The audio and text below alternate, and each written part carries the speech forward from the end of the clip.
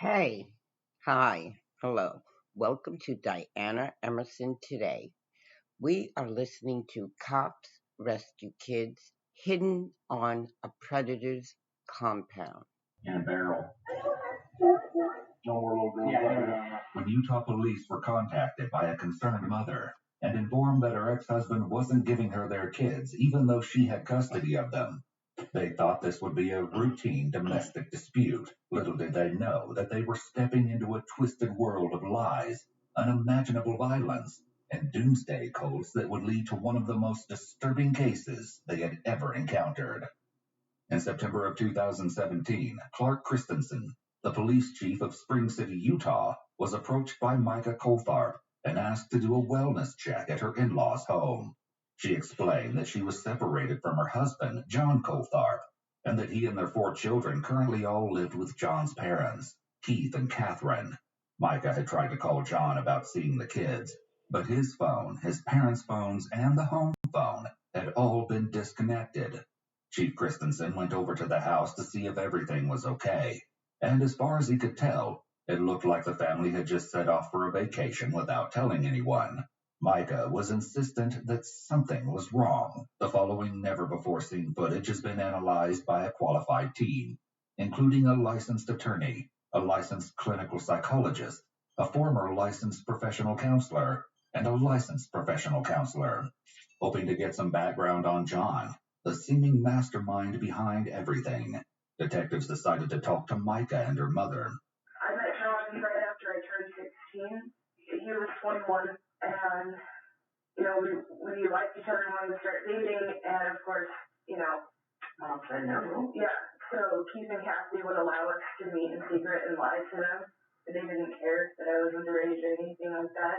When I met John, I was going through a lot of stuff, and very depressed and looking for answers. And I was taking like religion classes in high school and stuff. And when he came home from his mission, it's like he had all the answers. Everybody I went to, everyone was like, "Oh, this is what we believe," and he was like, "No, this is answer." And like had proof and evidence, and it was answers to why the horrible things in my life were happening.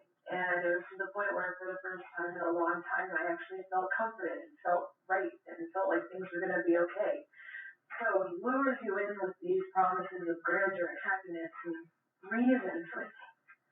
And then once you are in, it's like, now if you don't follow everything I say, these are the horrible, awful consequences of, if the government conspiracy is like, we get, taken by police, our kids are going to be murdered and put in the system and like every single day of my life. That's all he would talk about. That's all he would research. He would have people over, all these different kinds of people talking about like earthquakes and different calamities, solar flares, planetary alignments, and all the reasons for why the world is. Given John's strange obsession and her growing concern for her children, Micah worked with one of her husband John's siblings, Heather, to get a spare key to the house. Chief Christensen entered the house with Micah, and they immediately knew that this was more than just a family taking a spontaneous vacation. Something truly terrible was going on. The house had been completely ransacked. All of the furniture, ranging from mattresses to couches, had been taken, and even the photos were missing off the walls. Oddly, the electronics, including TVs and computers, had been left discarded in the house. Chief Christensen talked with John's sister Heather to determine if she had any idea what could have happened to John, Keith, Catherine, and the kids. Not only was she just as surprised as they were, but she had even more shocking information to share with them. The grandparents had banned all of their other children and grandchildren from visiting after John had moved back in. Worried that the children might be in danger, Chief Christensen began asking around the neighborhood to see if anyone knew why the Coltharps had left. According to one of Keith's friends, the family had been seen packing everything into a U-Haul the previous day, and Keith himself had said that they were moving to Cedar City because something bad was happening. Micah's mother further elaborated how tumultuous Micah's life had been ever since she met John. I have not liked him from the day I met him, and he knows it because he's got such a freaking cocky attitude that he comes to get what he wants out of it. His social skills lack in a big way. And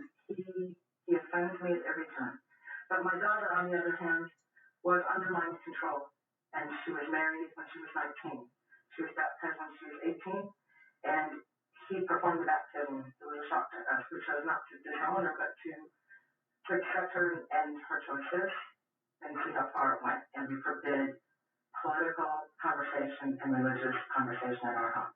But one day they walked in and they were both in full-length black coats, black clothes, black overalls. She was pregnant.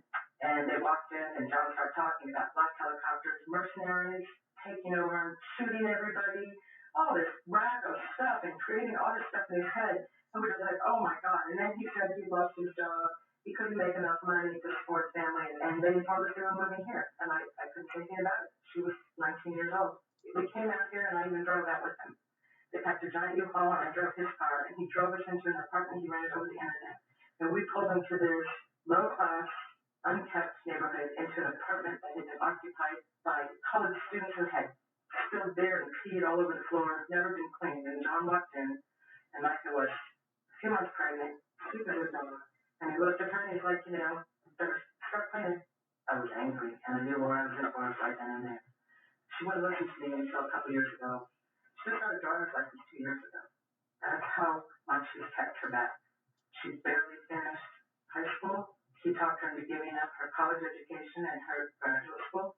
And everything she's ever attempted to do, he's shamed her out of or done something to take her, away from public eye. Doesn't allow his children in public. He doesn't want them getting people's terms. He doesn't want them getting people's opinions. This is troubling, but not particularly surprising. It's the grandiosity, sense of entitlement, and exploitative nature of people with antisocial personality disorder that often leads to them treating others, particularly their romantic partners, as their property, rather than a human being with individual rights and autonomy. It also makes sense that he would try to hinder any accomplishments, like a driver's license or schooling, as these would provide her with independence from him, and potentially expose her to a world outside of John and his delusions. With no way to contact or find them, Micah was terrified that her kids might be in some sort of danger. So Chief Christensen advised her to get a lawyer and a divorce, as currently she and John were still married, and he had every right to go somewhere with his kids.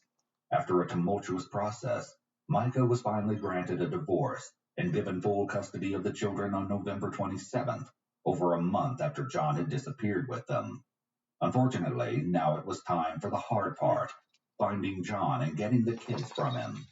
In the time it took Micah to get a divorce, a few neighbors had spotted John going back to his parents' house to pick things up before disappearing again. Knowing that John had to show up again eventually, Chief Christensen began sitting outside of the Coltharps' home, waiting for his chance to speak with John. Around midnight on December 1st, John finally showed up at his parents' house again. However, this time, he wasn't alone. With him was Samuel Schaefer, a close friend of his. When Chief Christensen approached the two men and asked why they were there, they told him that they were picking up Micah's death certificate. As Micah was not dead, and Chief Christensen obviously knew this, it became clear that the two men were trying to hide something. But the extent of the horrors they were covering up couldn't even be imagined at this point. When John refused to tell him where the children were so they could be given over to Micah, Chief Christensen had John arrested. Despite his worry that Sam was involved in some way, he had nothing to hold Sam on and had to let him go. This would prove to have tragic consequences. John declined when asked to speak to detectives, asking for a lawyer and refusing to cooperate. Eventually, though, the police were able to locate Keith and Catherine's cars on a compound near Lund, where John and Sam had been living not only with John's parents and 4 children, but also with Sam's 2 daughters. The compound was raided on December 3rd, and the authorities were disgusted by the living conditions that they found there. The storage containers that made up the compound were riddled with filth, trash, and clutter. Boxes and containers lined the floor, and dirt had been caked onto every surface. Among the junk and the refuse of the compound, there were signs of the children. Children's clothes, toys, and drawings could be found throughout the storage containers. However, there was no sign of any of the 6 children themselves. After dedicated searching, the police were able to find John's 2 sons, alongside their grandparents, Keith and Catherine. Strangely, the 2 young boys' hair was so filled with tree sap that everyone thought they'd have to shave their heads. While 2 children being recovered was good news, the fate of the 4 girls was still unknown. Keith and Catherine were questioned about the location of the girls, but they insisted that Sam had hidden them, and they had no idea where he or any of the girls were. While they hadn't been able to find all of the children, the police did find something else that gave them insight into this whole strange situation in the form of a binder. The papers within the binder contained the rules and beliefs for a fundamentalist cult named the Knights of the Crystal Blade. The cult not only took beliefs from the Mormon religion, but also simultaneously believed in Norse gods and Roman gods. While the cult did take beliefs from several religions, it's important to remember that they weren't formally associated with or accepted by any of these religions. With further reading into the binder, authorities learned that John and Sam were not only a part of this cult, but they had actually started it. According to the binder, Sam was a seer for the cult, with many of his strange so-called revelations listed for authorities to read. John was the group's leader, and according to the cult's rules, he was to be worshipped like a god. Apparently, John had foreseen an impending end, though the details of what that meant wouldn't be revealed until later. Discovering John and Sam's involvement in cult activity was highly concerning to authorities, and an Amber Alert was put out for the 4 missing girls. While one team stayed on the ground, desperately trying to find them, another set of detectives decided to talk to Micah and her mother, as well as John's parents, hoping to get some background on John, the seeming mastermind behind everything. Through these interviews, the investigators soon discovered that all this talk about the coming apocalypse was a chilling cover for something far more horrifying than anything they could have imagined. So how did John get custody of the children? How did he get physical possession of the children? What was that? So we lived in an apartment that had an upstairs and a downstairs, and how we broke it down was he lived upstairs, I lived downstairs, and the kids both rotated between the two, and he worked during the day and I worked at night. So the second he got home from work, I left. So there was always someone there with the kids, and we decided, okay, we'll just co-parent. And I wanted a divorce. He said, no, we have to wait. Let's wait till, at least the new year, and then we can have a whole, fiscal year, and then it won't be all messed up on tax. And I was like, all right, fine, because I couldn't afford him anyway. I didn't have a dime in my name. We were $40,000 in debt, the majority of which was spent on survival gear, anything he wanted for his computers. What year was that? This year. This year? And where were you living? Where's your apartment? Provo. Yeah. So. Is that where you live now? Same apartment or different apartment. The reason I don't live there anymore is because at the end of May, he came to me and told me that he was fired and that his company was going out of business. After I talked to his boss and he was, oh no, he quit. We got him to stay. He said he had a family emergency. So he came to me and he goes, I've lost my job. We can't afford the apartment anymore without my income. I decided I no longer want to be a member of this society. I am no longer working. I'm going to live off my parents' Social Security. So I've already told the landlord we have to be out in a couple weeks. I'm taking the kids to Sanfeet, and you're going to come with me. And I said, I don't have a job, and there are no jobs. Someone has to take care of the kids. He goes, you don't need to worry about that. My parents are going to pay for it. We'll offer food stores. I'm like, the kids need clothes. They need food. They need nutrition. They need all these things. They have to have a future. We can't just give up everything. And he's like, well, then you're on your ass. I was working 65 hours a week. So I was working so much to make money and take food and clothes down there on the weekends, and that's the only time I got to see them. I was working at a place called Elevate Health Sciences, and he didn't care because the world was going to end.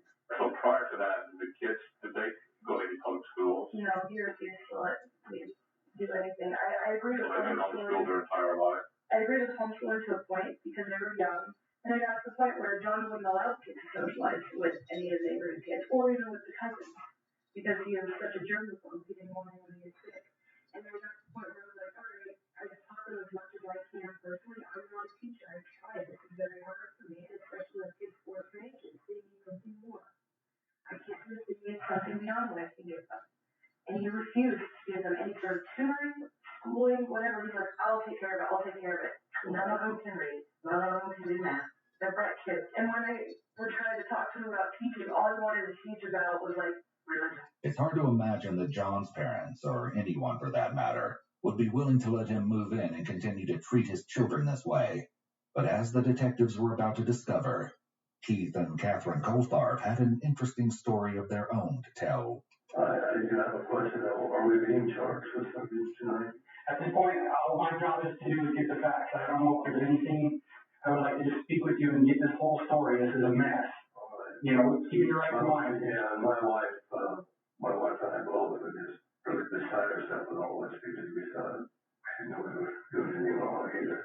Right. We don't think we've done anything wrong. In fact, we're just taking care of our families. Okay.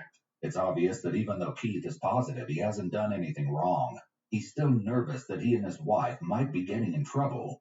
Part of his anxiety might be due to the layout of the room. Keith is literally backed into a corner with his access to the door blocked, which may make him feel trapped, anxious, or defensive. The Reed technique, a popular method of interrogation in the U.S., recommends that investigators not be seated between the subject and the door to prevent false imprisonment claims. Otherwise, the room conditions appear to be consistent with a typical interrogation room, stark and minimal. There's no barrier for Keith to hide behind, such as a table, so the detective is able to observe all his movements. Just like her husband, Catherine is insistent that they haven't done anything wrong. However, further questioning will prove that this might not be the whole truth. After both parents have been read their Miranda rights, detectives work with them to get a timeline on the family fleeing to the compound. I guess for quite a while, myself and my husband had been, looking at the world events and everything, and, we read the scriptures and saw the prophecies of the end times and everything, and John was always talking to us. I mean, he was always talking to us about that stuff, and so we were into it. It was interesting, and, we believed that, we're probably in the end of times, and we wonder how the Lord's going to gather his people to safety and all that. John started talking to us and telling us that he had received revelations that we are to gather out because things are going to start happening. So in this process, it got to a point where Mike was demanding to pick up the kids and take them to her apartment in Provo with a guy that she was living in with there, and John would put up with that. He said no. He said, we got to leave. So within 2 days, we had a U-Haul van, and we're loading everything up, taking stuff out of our house, and we were out of there. The revelations he'd gotten on the end times, and we're supposed to get out of Babylon, and her wanting to take the kids, we said, okay, let's go. And we didn't think it was illegal to take the kids since he had them. At the compound, officers continue to look for the missing children, but their endeavors have hit a dead end. John continued to refuse to cooperate with authorities, leaving the officers with no choice but to rely solely on tips from the Amber Alert. Additionally, they're banking on any insights gleaned from Catherine and Keith's interviews, hoping they might offer a hint or clue to the whereabouts of Sam and the missing girls. Back at the station, not only do detectives now have a better idea of why and when the family packed up and moved to the compound, they've also gained a lot more insight into John as a person. First of all, it seems likely that John described Micah in a very negative light to his parents in order to elicit their help. He may have wanted them to see him as the victim in the situation, so they would be sympathetic toward him. Yet, as Keith is about to admit, John didn't just rescue his parents from the supposed apocalypse because he loved them. He got a commitment from us before we left that we were going to support him and support this whole thing with regards to the United States. So by support him, what does that mean to you? He was in charge. We had to vote to allow him to be in charge. So financially, who was paying for it all? Me. He took all the money. He had you make a commitment to support him financially and support his costs? Yeah. By doing that, did you close your bank account and stuff too? Or? No, in fact, I left all the credit open that I had. In fact, I was almost debt free. That's really upsetting on this whole thing. That somebody did is he had me stop making mortgage payments and stop paying the bills and run up my credit cards all the way up. He bought a Chevy Suburban from a place in Cedar City, Black, fresh up. Yeah, it's a 2016 Suburban. So what was his reasoning for needing that vehicle? Do missionary work across the lane. Keith readily admits to being convinced by John to financially support the cult, which is indicative of John's manipulative and parasitic tendencies. It's possible that he's using these so-called revelations and prophecies as a way of convincing his parents to support him financially, as they fled off the grid with him and the kids. This would also explain why he wanted Micah out of the picture so badly.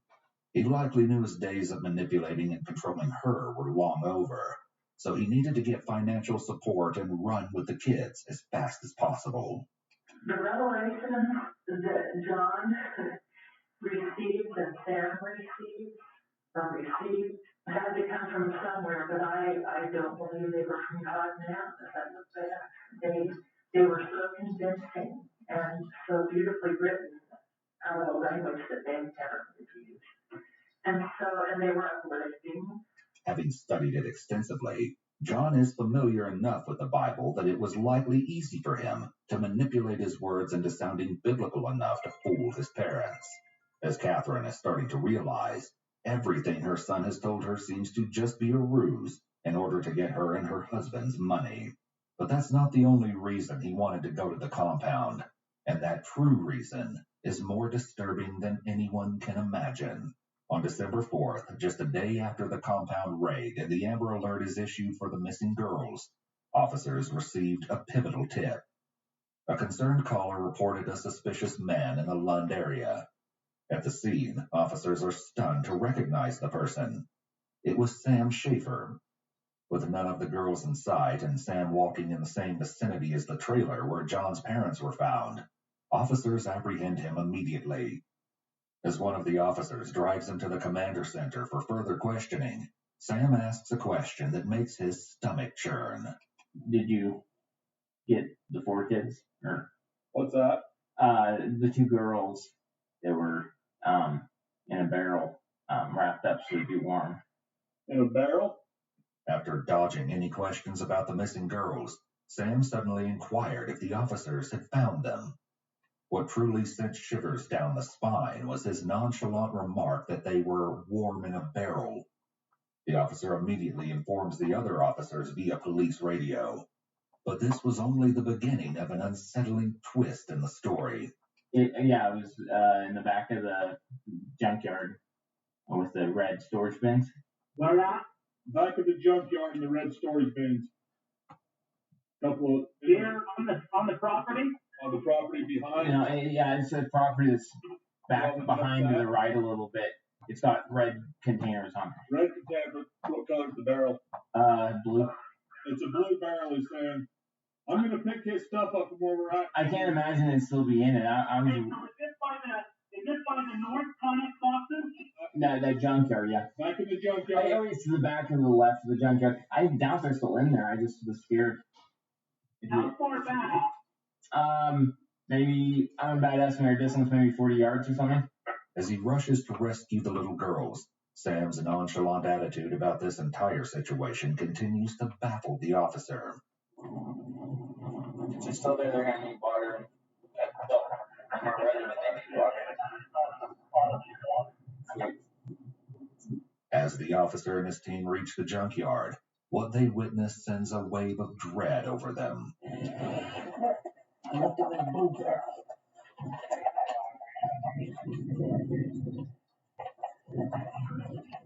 Hey, hi. What's the matter? Who's gone? Where's your sister? What's her name? You're done.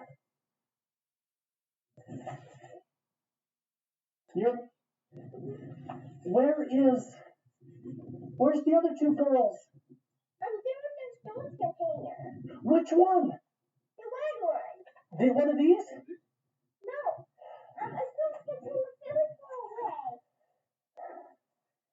Cedar, one of you 15. Is it that one? Gregson, I need command. Is she okay? You doing okay, man? Okay, you want to come out here? Let's get you over one of our stuff to get you off. Command, one of you 15. We got a radio for cell phone.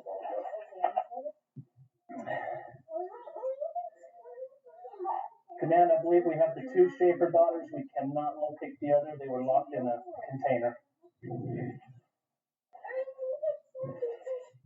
Hey, let's go to my truck so you can get warm. Let's get her out. It's okay.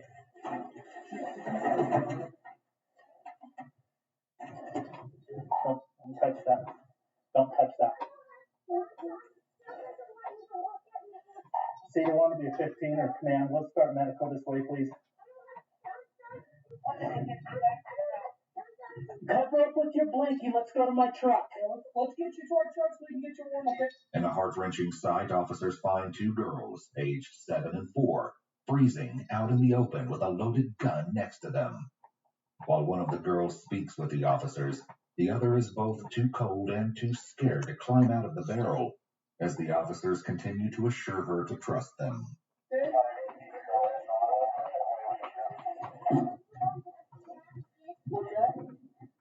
I'm about 1,000 yards north of where you buzzed me earlier. Out here in kind of a junkyard. I'm away from my truck. I can't turn my lights on.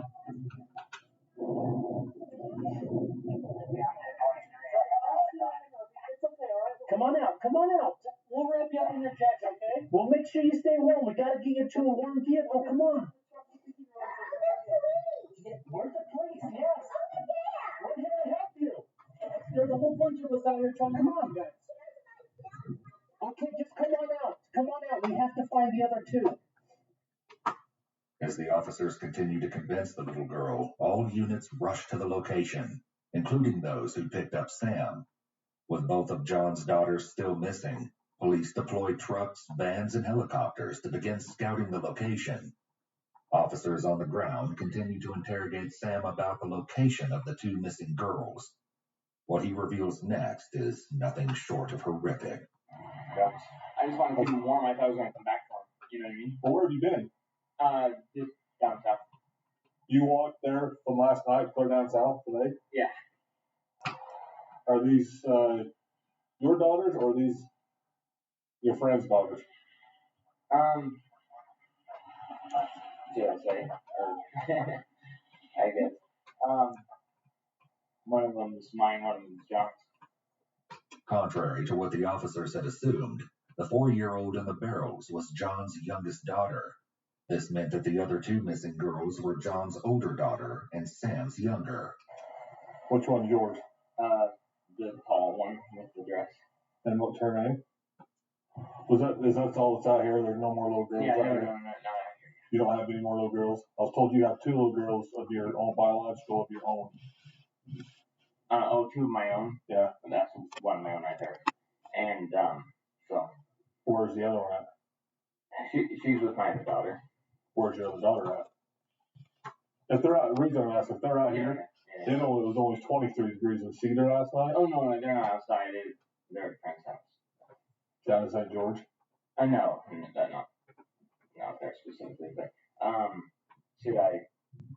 mean, I was under the impression, too, that John told me to protect the girls and he didn't want them to be taken, and I just respect his wishes. I figured he has custody, so, I didn't think it'd turn out, you know, I didn't think it was going to be a raid or anything, but I can't scare them in my life. So these are the only 2 girls that are out here right now? Out in the wild, yeah. Okay. And you stuck them in that barrel? Yeah. To keep them warm? Right, to keep them warm. Why don't you just take them back to the house? I figured I'd be arrested on the spot, of course. And so you put them in a 50-gallon drum? Yeah, I was going to come back. And then I thought I was being followed, but I guess, I don't know. I just went, so. Let's go back to my car over here. Yeah, sure. Where are the other 2? Down south at a friend's house. Where's that friend's house? Did I say or did I not say? I know, or something like that. Yeah. I can read your rights, okay? Okay. As Sam continues to stall and refuses to reveal the exact location of the other 2 girls, officers continue to coax the little girl out of the barrel to safety. Sweetie, you've got to come out. Come on. So we got one Earnhardt and one Schaefer? Yes. She's the shaper. She's the bullfrog. Come on out. Come on out.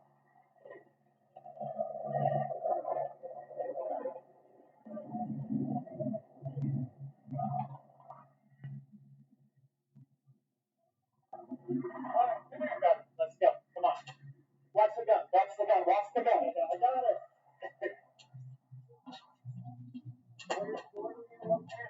In one of the red containers. Or that's a blue barrel. You're okay. Don't be scared. I'm going to take you to your own vehicle. With the girls safe in the police truck and paramedics on the way, authorities regroup to discuss the next plan of action. While this is happening, an officer continues to circle back and forth between Sam and the little girl seated in his truck. Get a little drink, sweetie. Can you drink out of a bottle? Go ahead. You take it. You take it and get a little drink. Okay. We'll get you some food as soon as we can, okay? I don't have any food, okay? Soon. You want some more? I'm going to leave this with you, okay? All right. Don't be scared, okay? We're here to help you, okay? All right. Be big girls. Okay, and then I'm officially under arrest, or? You are officially under arrest right now, yes. Oh, okay. You're a subject of a nationwide Amber Alert. Do you understand what that means? No, I know that. I think I know what that means. Okay, let me backtrack a little bit too, because you're not officially under arrest. You are being detained while we further our investigation. Okay.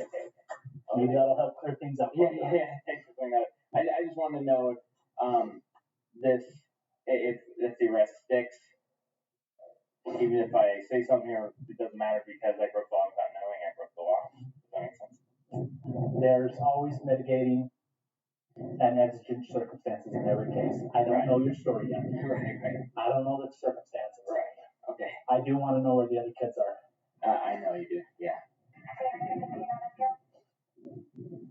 I still want Whether you took them knowingly or unknowingly. Right. I still want to respect We his have wishes, to. but We have to find you what? John's wishes is he no longer lives. He has zero rights to these kids. Zero. Why is that? Other than he's their biological father. That's it. I thought I just took them and that was. You could have been misled. Okay. You could have been misled. I see. Okay? We have to find them. Okay. Should I talk to the lawyer? That is your choice. That is your right. I've read your rights. And then I'm officially under arrest, though. I say that, right? I don't think you're officially under arrest, but you are being detained Okay. Sounds good. during the course of this investigation. Okay. I can't place you under arrest because I don't know what charges you're looking at. Right. Okay. I'm here to find 4 kids, 2 in particular. Right. Okay. So if you wish to talk to an attorney without any further questions, that's your right. If you want to talk to me, that's your right. You're free to do so. Yeah. Okay. Yeah, I think I'll ask him some questions. Okay. With Sam lawyering up and refusing to give any information, the officer rushes back to check on the girls. This time, one of them tells him something so twisted that it turns the entire search mission on its head. Hello? Hello? Okay, I've got 2 kids, 2 little girls. They said the other ones are in a red Connex. The suspect lawyered up. But he told me that he took the other girls down south somewhere where they're safe. The girls immediately told me the other 2 were in a red box, hiding. They're locked away. With the conflicting information at play and given Sam's reputation, there's all the reason to believe the girls. Could you tell us where the other 2 girls are? Really far away? Did you go in a car? Are you okay, sweetie? She's freezing. She's freezing. No, you just walked? Oh, close. Are you okay? Are you okay? Are you starving? You're not hungry, but you're hungry? I'm hungry, but I'm not starving, but I am hungry. Okay, we're trying to round you up some food. Do you still have water left? Okay, just keep sipping on that water. We're going to try to find you a little blankie to wrap you up. I didn't see it. This cup was an X. It was a blue X on it. You have a cup with a blue X? Okay, okay, listen to me. When your dad left you in the blue barrel, did you see where he put the other girls? Yeah. Where? He left all the way to the one box that's very far away, and he put his girls there. He did? Yeah. Okay. It's a box very far away. Is your dad Samuel? Yeah. That's your dad? Okay. Okay. Okay, I'm going to close the door so you can keep warming up. Presuming that the red box may not be as far away, authorities set out on foot to look for it. They told me a red box. But the girls specifically said a red box, and they walked there. They did not drive a car. But they said very far away. They said very far. But you're talking little teeny 4-year-old. So if there's any way we can start searching, maybe we'll find those trees. I don't even know. By this time, 2 helicopters, an ambulance, and 20 law enforcement officers are desperately looking for the girls. And the one man who knows exactly where they are isn't willing to talk without a deal, even if their lives are at stake. However, his statement alone isn't enough to invoke his right to silence, and so law enforcement can continue questioning him. Livid with Sam, some of the officers are unable to hide their frustration. I'm telling you, I'm not sworn. I'll take it up in the helicopter and throw him up. We'll just dangle until he tells us where the hell they are. We got the ambulance coming out right now. Yeah. These 2 girls are froze half to death. We gave them some water. We're just here to make sure, and we're going to make sure these girls are healthy. Okay, good. Right here on scene. We got an ambulance on its way out. Okay, good. We're looking through all these Connex boxes here for the other 2 girls because it is freezing out here. Yeah, no, they're not here. They're under a blanket in a trailer. But in the trailer, yeah. I do want them to get out of there. Is that something you're willing to take us to so we can get them out of there? I've heard some. Oh, don't get me wrong. John told me never to say this to a cop, but I've heard some horror stories about CPS and stuff. I just wanted to go basically in the car straight to her mother. Well, and I do know that the grandparents are still right over here. They're not in their house, but they're over at our command center by the trains. Oh, they are. So they're over there. Your grandparents, Okay. That's not your grandparents. The grandparents are still over there. Yeah, okay. So that's, like I said, our intention is the welfare of the children, to make sure that everything's safe. And they go with their parents. We don't intend on taking kids. That's not our position unless it's a really bad household. We're just looking to make sure these kids are okay. Yeah, I was so scared when I was running back. I figured they'd been found, but because I thought there was guys in the junkyard last night. I guess I was wrong about that. No, nobody was in the junkyard. We did come out here earlier. But we checked all the boxes. They didn't get out or anything. They didn't. They heard us, and they said they were told to stay quiet, so they stayed quiet, and so they did what they were asked to do. Yeah. I feel terrible about that. I don't want that to be in the charges or something. I was so scared. What I was gonna say is, basically, I'd want them to go straight back to Mike, and then I'd agree with them. Mike, and now that's their mother. Their mother. And Yeah. I believe she's on her way down. Oh, I'm sure she is. So she's probably right around the corner. I've been out here all day, so I couldn't tell you that, but I believe she's on her way down here. So is the other 2 children, are they close by here then? Yeah. They are close by here? Decently close. You walked to it? Yeah. We walked through last night. I had to carry my daughter. We were in a bad way last night too, and it was freezing last night. And the wind was blowing hard. My friend said I could always come over anytime I wanted, so I knew I had an open invitation, but he wasn't there, so we could get in the main house. We went into his trailer, and his side trailer or whatever, and I was hoping there was food in there, and there wasn't. It was stale ramen, and so we're all really hungry. I got them water, but they're hungry, and they're under a blanket. So where are they at? We give them straight to Micah? That's the plan. Okay. Is there a way to get a guarantee? You want me to get a detective back here to talk to you? If that's possible. Hang on just a second. For the first time since the officers found Sam that evening, they seem to have found a way to get him to talk. Given the horrendous state in which they'd rescued the other 2 girls, it was truly a race against time to quickly find those poor children trapped in the red box before it was too late. I'm Mark Gower. I'm the sheriff of the county. Yeah. What are you looking for from us?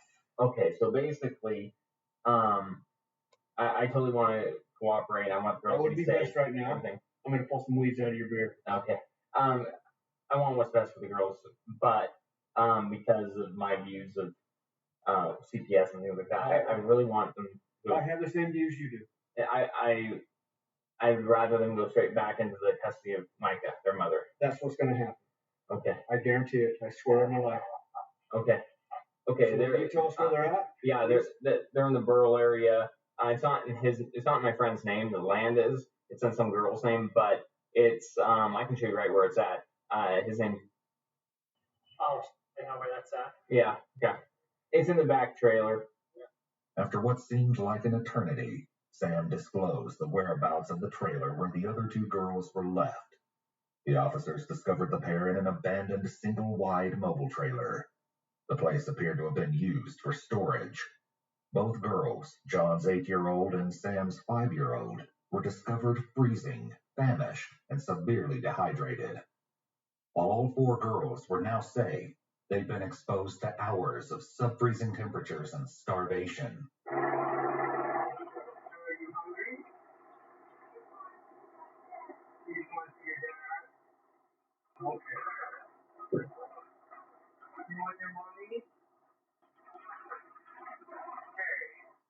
You guys thirsty? You thirsty? Are you thirsty, sweetie? Cold? What's your name, sweetie? Elizabeth Richardson. This isn't the girl's real name, but why would such a young child lie about their name? The answer will become shockingly apparent as the case unfolds. Elizabeth Richardson, that's a good name. Here we go. You guys want some water? Sweetie. Are you guys hungry or anything? Here, I'll open it up for you. Hey, look what I found you guys. I found a stuffed animal. You guys want to play with that? That's his name, Mr. Panda. Are you fell okay, sweetie? Yeah?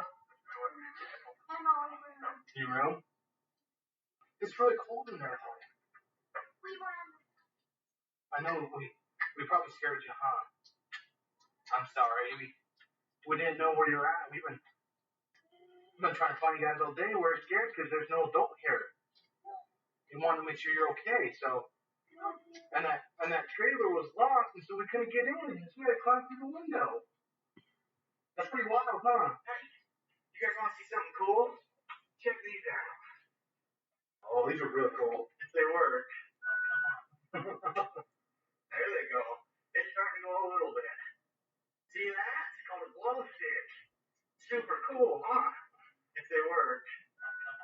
There they go. Do you guys want a piece of pizza? We have some pizza. Do you like pizza? Yeah? 2 pieces. Okay, we'll get you guys some pizza, okay? Huh? You want a piece of pizza? Okay, we're working on that, sweetheart, okay? But we just want to make sure you guys are okay. Once the medics assessed the girls, they were immediately rushed to the hospital for hypothermia treatment. One of Sam's daughters even had to be transported to a children's hospital via life flight due to her critical condition. Now it was finally time to question Sam Schaefer and get to the bottom of this unbelievable case. As shocking as everything was that had already happened, the true horror of what occurred on that compound has yet to be revealed. What may at first seem to be a disturbing parental dispute over custody would soon reveal itself to be one of the worst cases Utah has ever uncovered. Investigators will be horrified to find out that the cult John started was actually far more sickening than anyone could have ever imagined. You see, there's a twisted reason the girls were hidden. The time came when Mike was threatening him, I guess, that she's going to take this, never let him communicate with them, that she's going to change every agreement they've ever had about just, you name it, schooling, they're taught, what they can watch. She basically went against her rebellion and everything they ever agreed upon. And it was, she wanted to take him, never let him see him, and raise him as she wanted. And John said, he's not going to have that. And so essentially what happened was one day John says, we're going to go leave and start a new life, and his parents agreed. I was his friend at the time. We got a hotel first, and then we thought we'd build some money to get a place. We camped for a while, and then we got containers, and then we were going to build another place. And it was a pretty good case, but he also wanted to stay away from Micah because of what she threatened. So we were just coping with until we got more money to get better houses. I agreed to go along with him because by then I saw him as a religious leader, and as far as I knew, he had the right to do that. It's just a civil matter as far as I was concerned. Sam glosses over the irony of how John took the kids from Micah in order to prevent her taking the kids from him. It's likely that Sam justified this decision in his mind because he saw John as the leader of their religion, so his authority trumped Micah's. With their timeline now established, the detectives try to find out more about the Knights of the Crystal Blade, an order that, according to their binder, symbolized a body of godly men. Religion, he says it's kind of off of LDS? Or? Yeah, it's, I think there might be a few additional things besides the main purpose features, but the main driver of it's definitely LDS, yeah, for sure. I was kind of curious what kind of some of your beliefs were. John started giving these interesting insights about like the Beatitudes and things that he started sharing with us, which were new but really profound, which is really what got us talking about the work and things like that. For instance, one is thank God for not just your blessings, but also for your hardships and your trials, that everything's God's hand is in all things, and so you should want whatever He wants. You should thank Him for bad things that happen. You should thank Him for bad things that happen, so that you learn trials in your life, right? What's that? Like your trials in your life. Right. You should thank Him for those too, because it teaches you something. He wants you to make a bad situation turn better, things like that. There's also one we believe that most people see God as this high and mighty person who looks down on us, whereas John sees somehow that God actually looks at us very humbly. He knows that if He was in our circumstances, He makes many of the same mistakes, and looks on us kind of like a parent, knowing what you're going through. How do you believe, or what do you think about the polygamy part of it? That's LDS, is that something you... We believe in the Old Testament. I don't think there's anything inherently morally wrong with it. But that's probably saying, maybe I should ask a lawyer or something. Polygamy is actually not ideal. It's usually done if women need a husband. Like, I don't think it should be like all these guys in the fundamental community all just trying to grab as many wives as they can. For one thing, that's not sustainable from a demographics point of view. So I think when there's a woman that needs a husband, then I don't care if I'm the Lord. Who all was involved? Who all was with you? It was you and John and who else? Me and John and Kathy and Sam was 4 adults, and then we had 6 kids. So describe that relationship. What do you mean by they were with you and the girls were with who? Our job, our job was to be a servant. Okay. We were just basically to be a servant to him. Okay. The boys were John's boys. Okay. So we took the boys and we took care of them and did everything for them and fed them and so forth. We bought all of our food as a group together and stuff though. And a lot of that food was bought through, they called food stamps. Sam was on food stamps. He had his 2 kids, he had custody of them. Keith seems to have no problem admitting that his job in the cult was to be a servant to John, demonstrating the level of power that John has over his father. It's possible that it's easier for Keith to believe John is a prophet receiving revelations about the apocalypse, rather than accept the alternative that he's just using his parents for money. What was the long-term goal for this new work? That we would go to the desert and the Lord would tell us where to go, and then things would start coming down around us and we'd be away from all the destruction and everything, and eventually we'd go to the Rocky Mountains and then walk to Alabama and all that stuff. It's like over a long period of time. Was the intent to get off the grid? The intent was to save our lives. Well, I understand that when you mentioned something about being off the grid. Well, yeah, that's what we tried to do. I mean, he bought those solar things so that he could have the internet. Catherine admits that although she was told they had to get off the grid to protect themselves from the apocalypse, John actually continued to use the internet on the compound. This is the detective's first hint that there might be a deeper, darker reason that John brought everyone to the middle of the desert. While everything they had learned about the cult so far had been shocking and appalling, nothing could have prepared them for the stomach-churning truth they were getting closer and closer to uncovering. Tell me about John's parents, real quick. They listened to John's revelations and different inspiration he had, and they felt a good spirit about it, and they decided that they agreed with their son, they wanted to help him, and they didn't like Micah, of course. I think it just kind of went from there. It just kind of came along, I guess you could say. So how was they ever always really out of control? And John couldn't take care of the girls and him at the same time. Like he'll just do, he's not controllable. What do you mean?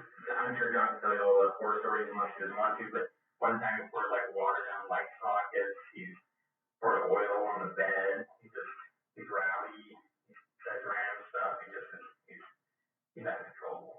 So he left the two boys with his parents? Yeah, because it was kind of evened out everything, made it so that things were quieter, I guess, for him. Sam is insistent that John's son is completely uncontrollable, which is why he was sent off to be taken care of by John's parents, while John and Sam focused on raising the girls. This is not the true reason, and the truth is more horrifying than you can imagine. As well, it's important to note that the child may have been acting out as a result of his turbulent home environment. Well, what was kind of the sleeping arrangements out there? There was a tent or something. Was that what you were saying? Or? A tent? Yeah. Oh, you mean out of the tent? Yeah. No, that was just everything for the fun of it. The other night it was really clear, so I put it up. But most of the time we're in the containers. Who's in what containers? Yeah. Containers. Oh, yeah. That's something I need a lawyer for, you think? That's totally up to you. If you don't want to answer that question, you don't have to. I just have to. Though Sam has mentioned getting a lawyer, he hasn't unequivocally stated that he wants one, which means that the interrogation can continue. In order to invoke your right to an attorney, you must clearly state that you want one present. I noticed there's the one in the middle, thinking that might be yours. Oh, you mean the big long one? Trying to remember. Yeah, the one there. The one in the middle, then you have two on the sides. Yeah. That's that one yours? The one beside mine, the long one, John. And you've only been out there since September, huh? Mm-hmm. Not too long, have you? No, and we're planning really next place and we got some money together. Where did the girls stay? The boys out there? What haven't we talked about? But, so, your side of things, you've been pretty cooperative, I think.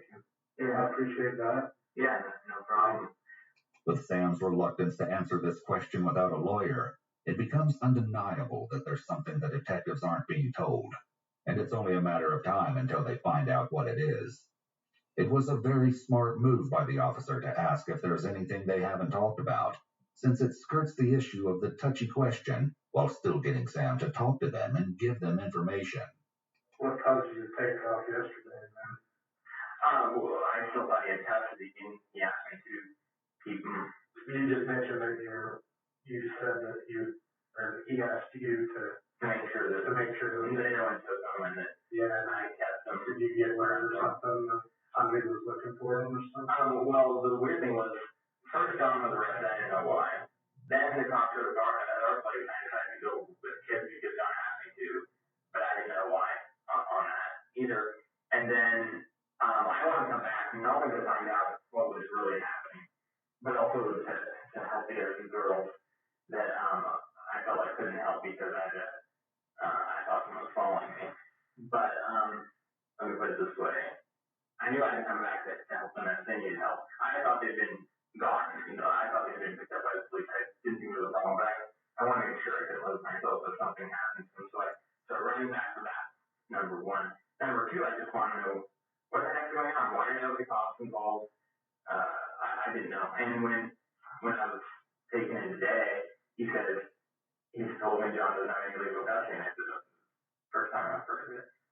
Just like with Keith and Catherine, Sam is insistent that they couldn't have done anything wrong by taking and hiding the girls, because as far as he was concerned, John had full custody of them. He also conveniently leaves out an important detail about John's arrest at the Coltharp's home. So when they left on Friday, it was John and Sam and who that left? When they left Saturday? Yeah, well, when they left Friday, you said they went to your old place? Oh, they took the girls with them. So all four girls were with them when they left? All four girls were with them in the Suburban. However, Police Chief Clark Christensen was told by John that the girls weren't with him, and he refused to say where they were. Not only did Sam purposely deceive the police when he hid from Clark during John's arrest, but he's continuing to be deceitful in his interview by not mentioning that he and John had the girls with them. So where were the girls at that you were going back to help with? The ones in the wooden barrel. What happened there? I didn't know where to go or what to do at first. So I thought I'm just going to keep the girls warm. So I wrapped them in the foam and put them in the bucket. And I was going to come back for them maybe 10 minutes later. I didn't know where I was going. But then when I started taking the other two girls first, every time I looked behind me, I saw this dark figure. I was going to come right back for him, but someone kept following me. Maybe it was paranoia or what. It was a tense situation. But I could have swore that I was being followed for a good few miles. What tell those girls to do when they're... I just said be quiet, let's walk, basically. No, the other two... Oh, yeah, I just said be quiet and I'll come back. And then I felt horrible when it took all the way till morning to get the other girls in a blanket, give them water, just the basics. I was way over my head. He's the one that owns that property? Yeah. So he wasn't there, or was he there? No, he wasn't there, and that was an issue. If he was there, they would have had fire, good food, everything. But since he wasn't there, the only thing he could do was open his storage, trailer, and get him under a blanket. And I also, after this was done, I checked the food, and it was all stale. And I was realizing by then it was already afternoon, and the other two girls were stuck in the barrel. So I was like, what the hell am I going to do? I was so scared. I figured it didn't matter. But she asked me if they had me, and I was so scared for them, so I started putting it back. And that's when I got it. It certainly is odd that despite being too nervous to even describe the sleeping arrangements at the compound, Sam is more than happy to casually talk about stuffing two girls into barrels, one of which was his own daughter. He shows zero empathy for what it must have been like for the girls to be trapped in such a small space for so long, with no food or access to a bathroom. What made you decide to leave those two in the barrel? They go good together, I guess. They're good friends? Yeah, they're good friends, yeah. Sam takes a long pause before answering the question, making it clear that he doesn't want to respond. It seems he may be hiding the true reason that those two were selected to be put into the barrels. So you understand, your oldest daughter, what's her name? Sister, she's just not doing too good. Oh, really?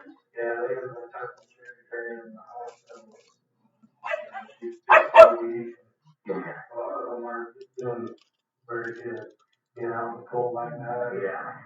You understand the severity of it? Yeah, I do. I only did in a situation, but it went way over my head.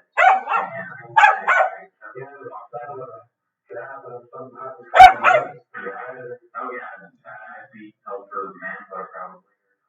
Yeah, that'd be pretty bad. It was so terrible. I just got Eddie, you're barking here. You're barking.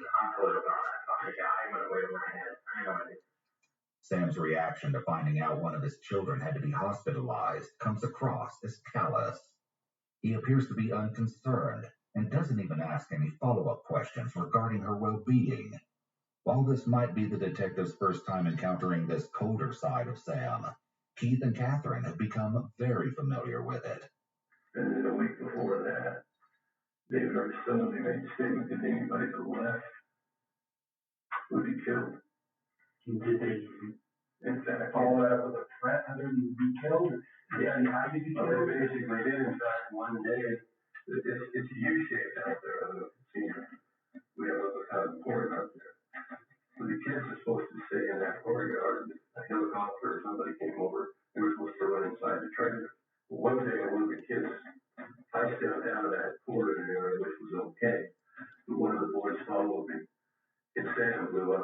this is something about silliness. You're killing me. Other than, if I cause them to find something else. So how long ago was that? 2 weeks ago. While it's likely that John manipulated his parents and exploited them for money, it's important to keep in mind that Keith and his wife are adults. They also had a responsibility to keep their grandchildren safe, and instead, they appear to have ignored major warning signs about John. In fact, throughout his interview, Keith appears to be more concerned with his current financial situation rather than the safety of any of his grandchildren. Between the death threats, the living conditions, and the brainwashing, it's clear that life on John's compound was a nightmare. But unfortunately, the cult had an even deeper secret, one that Micah finally warns the detectives about. Like, I'm glad to go back there and he turns her and goes, are you glad to not be Sam's wife anymore? And I was like, what do you mean? He's like, they got married. I'm like, they got married? I'm like, what does that mean? He's like, well, they sleep together. I said, how did they sleep? And he's like, well, I slept in the container with Grandma and Grandpa, and then John slept in the container.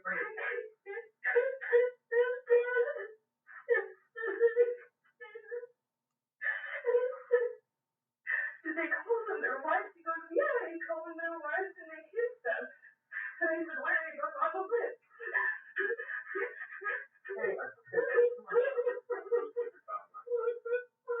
Okay. When you said it a couple more times, it won't be so hard. Let's finish the story. This is your opportunity. This way. Like the end of the day, you never go away from the older one. Why? They're going back to the names, the younger ones, the older ones. Hospital, they decided to go by Elizabeth Richards. What's your name, sweetie? Elizabeth Richardson. That's a good name. With this dark revelation, several missing pieces of the puzzle finally slot into place. It explains why Sam was nervous to talk about the sleeping arrangements on the compound. It's common for predators to choose a victim who either already is isolated or one who can be easily isolated, such as Sam and John separating the older girls from the other children. The goal of a predator is to minimize their risk of getting caught.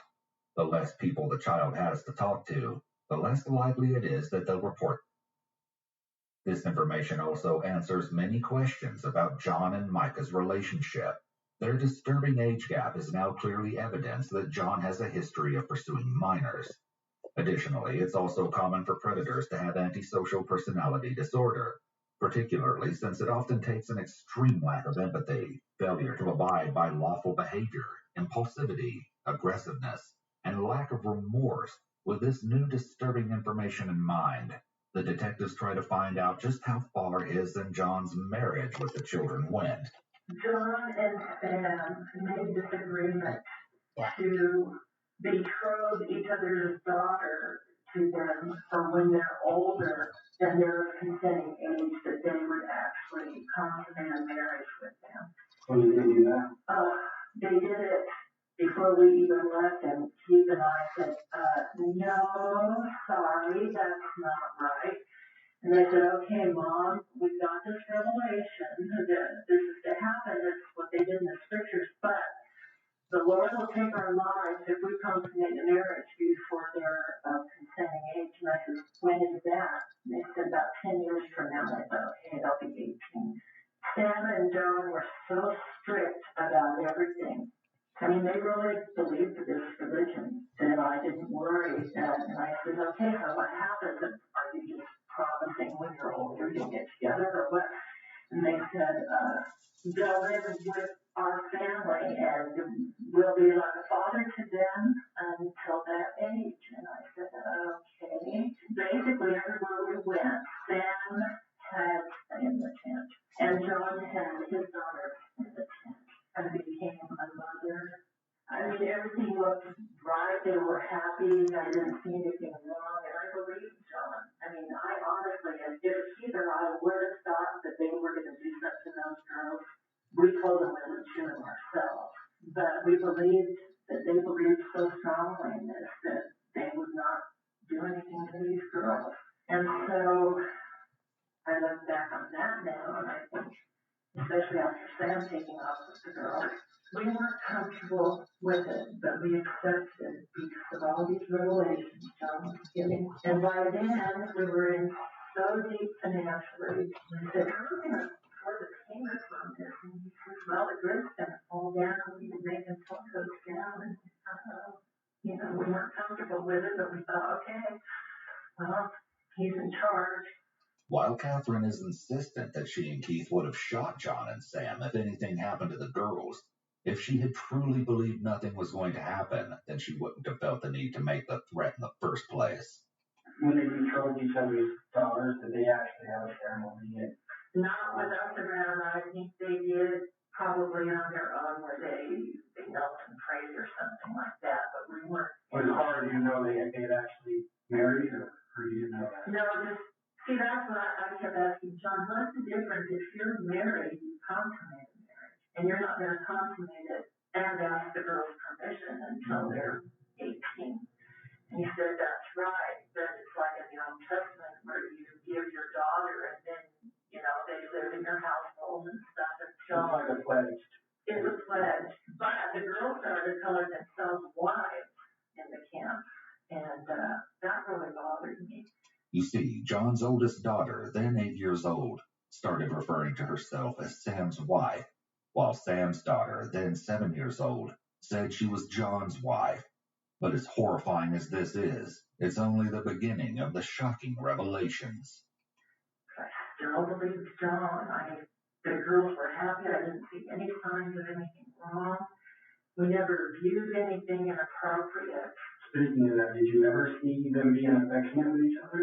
Everybody was affectionate. We were like a family, so nothing more than usual we all tell each other, I love you, and stuff, but nothing that would make me think that there was anything. I mean, the girls, I've been around girls that have been. Right. Have you ever seen with Sam and think that, as a grandmother, as a woman, and think something is just not right? Maybe it's questioning that, maybe not have, but what they're doing is just not right. Yeah. What did you see? Just him oohing over her. Like how? Just spending a lot of time with her, and we brought it up to John and Sam and said, this is not going to happen. And they got a revelation saying it was inappropriate, so they stopped. In the camp, you have to understand that we were trying to be a Zion people and love each other and stuff, so we never thought it out of place. I mean, they never got intimate or affectionate or anything like that. You never yes, Sam? Oh, no. You never seen him touch her or she touched him? I've seen there was touching like on the shoulder or something, and we would kneel to pray, and they held hands when we had the sacrament. And I thought, okay, well, they're betrothed to each other, but I honestly never believed that they would do anything, ever. Catherine is giving inconsistent statements. She may be purposefully withholding information to avoid getting in trouble. As we saw earlier, Catherine was very concerned about getting arrested, so she's evidently worried about any repercussions she might face. It's also possible that while she did notice that things with John, Sam, and the girls seemed wrong, she pushed those concerns away because it was easier to take the path of least resistance. It was likely very difficult for her to believe that her son would hurt a child, so she simply chose to believe that he wasn't. Her inconsistent statements in the interview may be a reflection of her own doubts.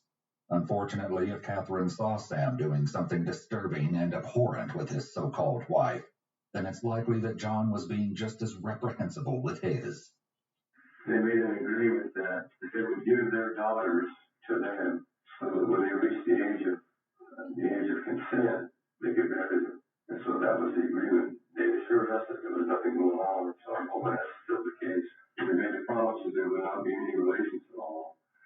They would basically raise them as their daughters, and then when they became of age, then they would marry them. What age? Well, the age of consent. I don't know what that would be. My guess is puberty or when they're able to marry. Notice how when Keith talks about the marriage arrangement and the age of consent, he places a lot of distance between himself and the officers by sitting and leaning into the corner as he talks. It's almost as if he's trying to distance himself from the topic, because he knows deep down how bad this arrangement really is, and how the officers may be viewing him. And I'm referring to when you were out here, your compound in one. We had Kathy and I had a tent, and the boys and Kathy and I were in one tent. The boys slept in their beds together with their sleeping bags, and Kathy and I used our mattress with our mattress from us. And the tents are in the comic shed. Put them in the leather sheds too. We brought up everywhere we went. We brought all that stuff along. We had to take 2 trips easily and slept with in John's tent. Just the 3 of them? Let's see, did he have the person that was promised to him by Sam? Just the 2 of them, yeah. So when did they make that arrangement between them? They made that arrangement, that agreement in the beginning when this whole thing started. So they promised us that everything would be on the app and that there would be no problem. Right, and I don't know. We had no reason to mistrust it. We did. But the beginning being what? What month? What time? What year? We found out that they had made that commitment. It would have been in July. You told me that you very much understood that there was going to be no going on between them. There's a future plan to us that we know nothing going on. Right. And just like the other promise, did you see something that was inappropriate ever that made you feel like, wait a minute, I'm not done? We never went into the tents. We never went into the facilities that they were staying in. We knew that the girls had their own bed in there and he had his bed. And there was never any indication from the girls. They were happy. The kids were having fun together. They thought this was a great adventure. And so we thought that everything was on the up and up, that John wasn't doing anything wrong, and Sam wasn't doing anything wrong. They were keeping their commitment to wait till these girls become the age of consent, before they would consummate the marriage. And that's the way we left it. Keith justifies his lack of action by saying that the girls were happy and made no indication that they were being, essentially putting all of the blame on the 2 victims. Additionally, these girls have been extensively brainwashed by John and Sam and have been isolated from society. With these factors in mind, making any conclusions about their behaviors is not a good way of determining whether or not they're being. Your grandfather, either your grandkids, right? As a man, is any of that inappropriate? For what was going on, is that inappropriate? I know you have a religious belief, but let's set that aside for 1 second and think of it as a grandpa. And knowing that your granddaughter is in a tent with Sam, who you already don't trust, do you think anything ever happened that was inappropriate? I had no reason to mistrust him at the time. Well, now that you look back, the whole thing is just really. Were they ever more touchy-feely than a normal situation? I mean, yeah, he's promised to him in the future, but in the interim now, was there any cuddling, kissing, touching, sitting on his lap, and it was that kind of stuff around the campfire. So we sit in his lap or sit in the chair. Acting like they were already husband and wife. Even though to a degree you can say that. Well, so when I read it as inappropriate, that's what I'm talking about. I'm not saying you watched them have or that you knew they were having. I want to know from your point of view as a grandpa, as a male, and that being your granddaughter, did you ever see something that just didn't sit right? Yeah, I guess I did see it. And they kissed? I saw Sam. Like how? It wasn't much. She would be sitting on his lap or sitting next to him. They bring him dinner or whatever. And she kissed him or he kissed her. Okay, it was a kind of thing like that. But something again, we've known these kids since they were born. And if I thought there was something wrong with Sam, I would think she would have said something. Everything seemed to be okay. So we assumed they were keeping their commitment. You know, when somebody's clear their convictions like a religion or just your normal way of life, you don't see it that way. Yeah. Right? If she doesn't think that's inappropriate, she's not going to know enough to tell you that it is. You committed to John. You're going to support him. You're going to be his father. You are. He was born. Well, we agree with the religious beliefs. When you look at the scriptures and stuff, you find marriages like kings have marriages of girls 5 and 6 years old and teenagers. I mean, married. The mother of Jesus was 13, so you know. And that's why I said I'm not here to judge or to argue any of that. And so we never had a problem with that principle. The problem we had was the girls were 8 and 7 years old, and we made sure that they made a commitment to us that there was going to be nothing going on untoward. Right. And then we accepted that. The girls seemed to be happy. We didn't see anything. I know the times that I went in to check on the girls, they slept in the bed together. So I don't know. We just never believed that they were in danger. Period. You didn't believe that because you trusted these guys? Mm-hmm. If Sam and John were both willing to kill anyone who left the compound, is it really so hard to believe that they would be willing to hurt a child? Yeah, maybe your own son you know better, but do you really think that Sam is the person you thought he was? Probably not. I told you about how the girls were down, right? Yeah. You said it was really cold last night. A big dust storm. Mm-hmm. 2 of those girls stayed in a barrel out in the field overnight for 24 hours by themselves. In a barrel? In a plastic barrel. Okay. And that was at the hands of Sam. Yeah. So this guy isn't probably who you thought he was. Of course. Because you didn't think he would hurt them. No. And my son John would not have condoned that. I don't think so either. I don't know that any father would with their own daughter, right? But because John wasn't there, I think Sam got scared and he just. At the expense of their I think he felt he was doing John a favor by protecting the girls. Protecting what girls though? Because he left one of his and your granddaughter in the barrel. Yeah. He took the other 2 with him. I have no idea because I never dreamed that Sam would do that. He was second after John in this order to take care of everything. And then we find ourselves left this morning and the granddaughters are gone, his daughters are gone. So why didn't you report it first thing when you noticed it? You said that. You said he told you when you called the report. Because what was the hang up? Scared of what? We wanted to make sure that Sam wasn't here because he has threatened to shoot us if we go AWOL. Catherine's reply of okay when she's informed that 2 of the girls have been left in a barrel all night is a huge red flag. When someone's being interrogated and they fail to show an appropriate level of concern for the situation, detectives interpret this behavior as a possible indication of deception. Catherine doesn't even seem surprised when she's told. In fact, she doesn't even ask if the children are okay. She then goes on to defend Sam's actions by saying he was just trying to do what John would have wanted. Her complete lack of care and empathy is truly appalling. Having learned what they could from Keith and Catherine, it was time for detectives to confront Sam, and things soon take a turn for the even more horrifying. You know, I've been hearing some really awful stuff, you know, as far as the things that's kind of going on. You know, that's one thing I want to really allow on either side of the story, of course. I'm just from my kid, things that, I mean, they're way out there, right?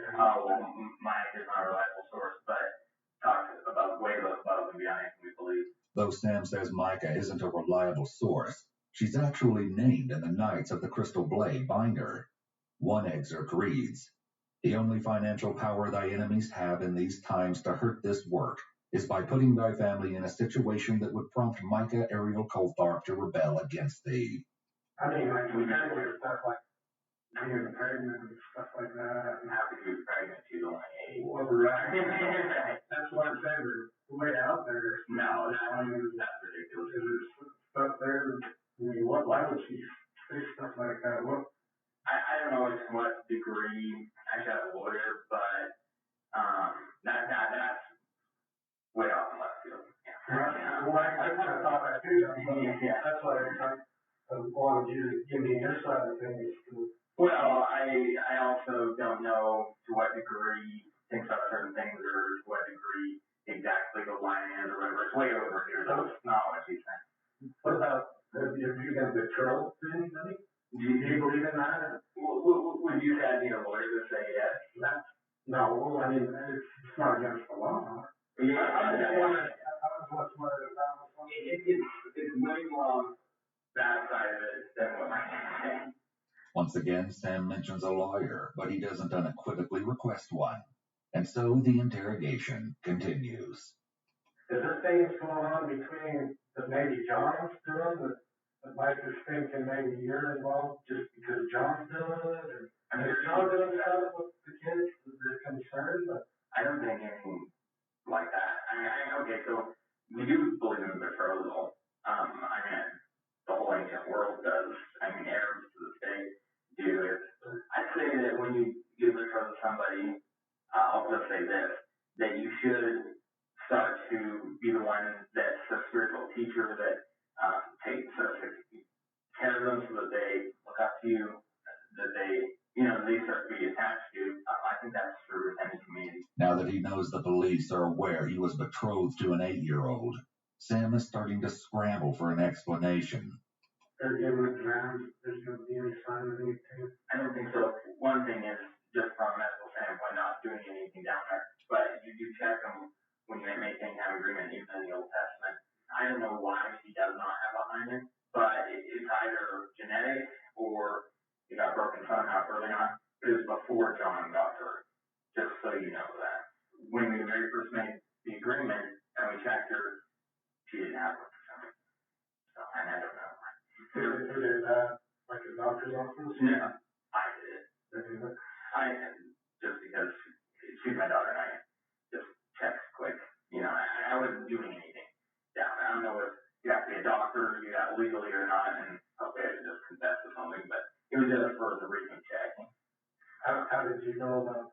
Not most guys know what even what a hymen is. I never seen one before I checked my girls, but I looked it up online and so I could tell what it was. Did you catch that? It may have been a slip of the tongue, but Sam said my girls, insinuating that he checked both girls. Not only is this horrific for a 7-year-old to go through, but his other daughter is only 4 years old. I just did my research. It's pretty close up. It's fleshy. I just looked on Wikipedia. John's perverted obsession with purity is further elaborated in the Knights of the Crystal Blade Binder, where he states, if these laws of purity and purification are obeyed by he who takes her, and she endureth, she shall be appointed unto him by my servant. Moreover, the document is filled with definitions of defiled women, and how they can be cleansed by their husbands. His casual discussion with the detective of how he looked for images of hymens online in order to evaluate his daughter shows that he feels this is all okay and normal. There are also some signs of possible deception throughout his answer, as when he's asked if there would be any sign of it on the girls, Samuel responds with, I don't think so. This is an example of a qualification phrase often used by deceptive individuals. This type of non-committal response allows the person to later change their answer if needed.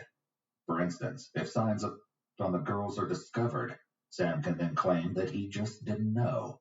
Additionally, notice how when talking about examining his daughter, he first says, you do check them, in order to put some distance between himself and the behavior before swapping to, we check them, in order to share the blame with John. He finally admits that he was the one who checked his daughter after being directly asked, and he doesn't appear to recognize how inappropriate his behavior was, instead attempting to justify it. This is what John wrote in the binder about it. The marriage of a maiden is most pleasing unto me, as I delight in chastity, and it will become the only form of marriage in the millennium when my people are redeemed. Then it is also expedient that I reveal unto thee the preciousness of virginity also. And then the guy can say, I don't want to go through that, or I do, or... So you're checking to see if there was one, if she had hymen before she went to this betrothal. Right, because then you say, oh, well, maybe she's not virgin, so I don't want her. John still wanted to do the agreement, so... How does that work? I'm just curious. So basically what you do is, if you say, I'm interested in someone's daughter, then you go to the father, and you make an agreement that is what the wife price will be, or if there will be one or not, check behind and make sure there is one or not, and then see if you still want to go through with it. He knows that the authorities are going to check his daughter for signs of it, and he may believe that by claiming she never had a hymen in the first place, then he may be protecting John from allegations. Did you check to make sure he was getting honest now, or? tax somebody or not, right? That's up to you. I was just curious how that works. I mean, how do you trust? I mean, I know you say how do you trust the word or something? You trust John, but how do you know that he told me the truth? Told you the truth about her? Good question. Yeah. In my mind, our relationship was wonderful, above board. Sam's reluctance to answer this question is a huge red flag. If the answer were no, he should have no problem saying that. However, if he did check John's daughter, he may be hesitant to admit doing so to avoid getting into trouble. Additionally, Sam uses another qualification phrase while answering the question by stating that, in his mind, his relationship with an 8-year-old child was above board.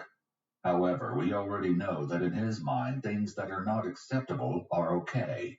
So what other depraved parts of their relationship might be above board in his mind? You gotta get that out there. The first thing you gotta do is admit something you did something wrong. So I think that none of the things I did, in my opinion, are wrong. According to Sam, he was only following his leader John's orders, who said, I reveal unto thee the preciousness of virginity also. For behold, when a righteous man takes unto himself a maiden, then their bond is made eternal by my word, and by their godly love. The detective is doing a great job here of appearing to be non-judgmental. This is providing the best opportunity for Sam to open up and reveal details that he might have kept to himself if the detective was confrontational. But I also think there might be one or two things also like when he came up with. I should talk to the lawyer about it because he knows exactly what the law says. It's costing more. It would be against the law. Except for doctors. It's different though. I actually think doctors checking is crossing the line. I mean, I think the definitions are already hazy, so I want to know exactly what it says. And I think that's fair, because I really didn't cross the line according to the scriptures or our relationship was good. I mean, I just want to know exactly what the law says. So if there is one or two things across the line, or if there isn't, because I have medical permission to do whatever I am just for whatever reason, I'd like to know that too. Sam appears to think that John could legally give him permission to check his daughter's hymen, showing how in his mind he and John have all the power, and the effect this act has on the girls is completely irrelevant. He's also laughing and joking despite the severity of the topic at hand, likely sending off warning signals to the detective. I think we're as above board as we could be with we look at from a spiritual standpoint. So any concerns about John as far as anything? Like giving everything? Anything with any of your kids? Oh, everything, like that weren't appropriate, you know? No, not that I know of. I trust him. He had a great smile. They're perfectly fine kids, so I did not see a problem. When asked if John may have been inappropriate with any of the children, Sam hesitates and says no before quickly changing his answer to not that I know of. Again, this should be a very easy yes or no question for him, so it doesn't make sense that he's changing his answer to one that's non-committal. I don't know if I need a lawyer to answer that. Well, I just wondered if you stuck in the same bed. You know, I mean, that's not against the laws. You're not doing something inappropriate. Right. I don't know what you guys did, or is part of the trouble thing, or is that? I should grab the lawyer because I don't know the ins and outs of the law. I will say, when they put all our laundry together, and I'm sure something could be come up with that's not the case, if you know what I'm saying. She lived in my house, you know, we just couldn't put it. So laundry. Oh, you're gonna let me know something. That wasn't like going to become something could be extrapolated. If you take my good story and then the fact we lived together, you can compare my phone, but anything probably. Yeah, I think that's all I can do without a lawyer. If there's any nitty-gritty details in the law, I don't know, you know what I mean? Yeah, well, that's true. I mean, you don't have to answer questions if you don't want. You know, I appreciate you wanting to say talking to me. We weren't afraid to give him a hug and a kiss or say goodnight or normal, simple things like that. But clearly, the parent says it's okay, it's legal, but that's probably all I should say. First and foremost, Sam mentioning the laundry once again reinforces the idea that he's trying to preemptively come up with excuses because he knows the police are going to find evidence on the girls and in the storage containers. Sam also gives the detectives another red flag statement when he makes it sound as though this whole situation was legal because both fathers agreed to it. It's simply not true. If anything illegal was happening between these men and their daughters, then it would still be illegal, regardless if they gave each other permission. Chillingly, the Knights of the Crystal Blade Binder has a passage that reads, "The time is at hand even now when the hearts of the fathers shall begin turning unto the children, and the hearts of the children shall begin turning unto the fathers." How do you know when it is time to consummate marriage? It really doesn't specify any revelation that I know about, but I do know that there's moral outlines that our society has. I figured I crossed everything, but I won't say that I wouldn't have waited until at least 18. I know in some states it's like 16 or the parent age or something, but I don't know, all the legal mumbo jumbo, but I didn't start the agreement with the intention of breaking any laws. I always straight with you. Have you ever been to your house? Yeah. Like as in exactly through there's, what I mean, like your house. Oh, right. Yeah. I mean, I understand attraction, but that's maybe part of being. Obviously, when you look at someone you want to have a future marriage with, you think, oh, but they look great. I don't know, is that illegal? Sam admits here that he was attracted to an 8-year-old girl, and he seems to have no idea how wrong this is. He's only concerned about the legality of everything he and John have done to the children. Sam seems to have no empathy for how his and John's actions have traumatized the children. His failing to understand the simple questions asked regarding his attractions is an indication of deception, because he may be trying to buy himself extra time to consider what his response should be. Notice how he also reworded the questions to make it more socially acceptable to say yes. This was likely a deliberate attempt to avoid answering whether he was attracted to her or not. Telling a direct lie is very stressful, so individuals who are being deceptive will often try to evade the question. Have any of the other kids been in trouble with anybody? Not really. There was one idea in the future that didn't pan out. Somebody else kind of believes what you guys believe? Well, there was a guy, I don't know if he wants to be implicated by now, but he came around and he showed interest in the future, that is, like, we'd make an agreement in the future, and then he decided he wasn't sure about it. The way Sam talks about a guy showing interest in being betrothed to his 4-year-old daughter paints a very disturbing picture. While Sam made it sound as though the marriage agreement with this man went nowhere, the grisly reality was much more different. In his interview with the FBI, this man, Robert Shane Rowe, shared that he started chatting with John on Facebook in late 2016, after being particularly interested in John's revelations.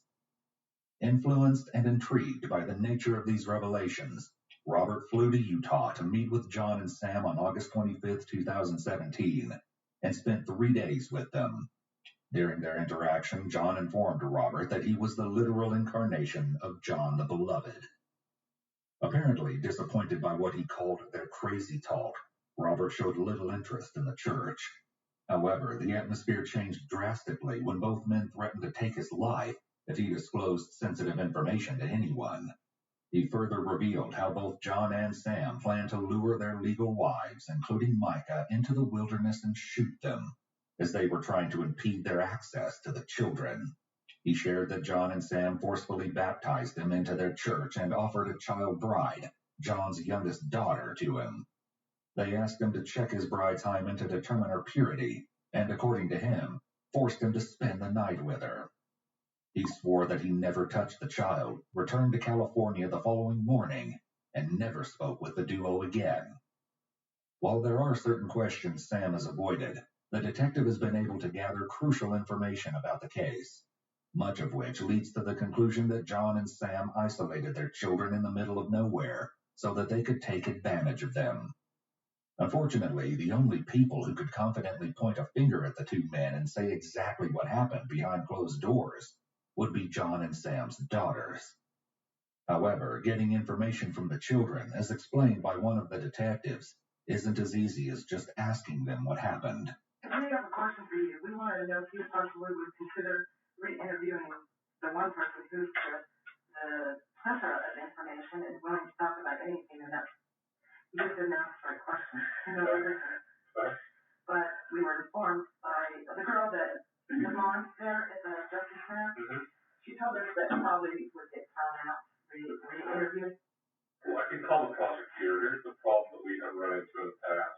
Sometimes if we conduct multiple interviews, from a defense standpoint, it makes us look like we're just continuing to ask child question after question after question until we get the answer we're looking for.